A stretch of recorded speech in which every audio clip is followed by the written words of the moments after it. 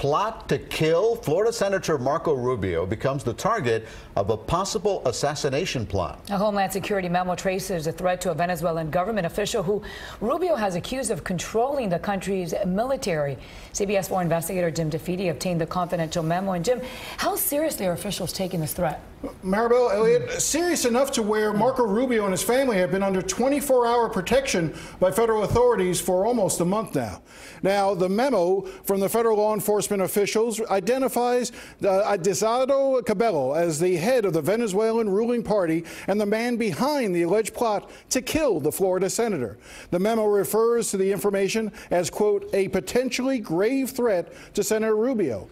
The Miami Herald was the first to report the threats on Sunday. Rubio has accused Cabello of drug trafficking in interviews and just last month attacked Cabello during a Senate hearing. He's not simply a political leader. He is, in my view, the Pablo Escobar of Venezuela today. He is a narco trafficker.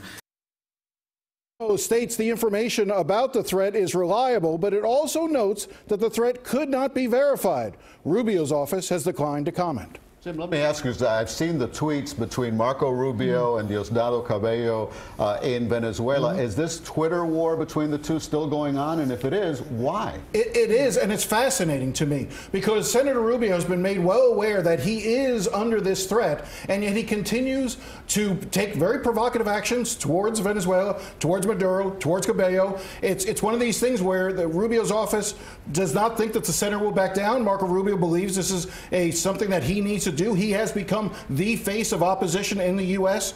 towards the Venezuelan regime after their last elections that have been widely criticized. He is driving U.S. policy now, and he's going to continue to speak out. And you mentioned that Marco Rubio and his family have been there's a lot of security around them. Do you know how long there will be security with them? What I've been told from my sources is that is being evaluated on basically a 24 to 48-hour basis. Intelligence officials get together, they decide whether or not the threat is real, remains, and they continue to do that on a regular basis. But there's no telling right now how long this will continue. It could go on for quite some time. Yeah, we'll be following it. I know how strongly he feels about what's going on in Venezuela, so I doubt he's going to stop the tweets. Thanks a lot, Jim.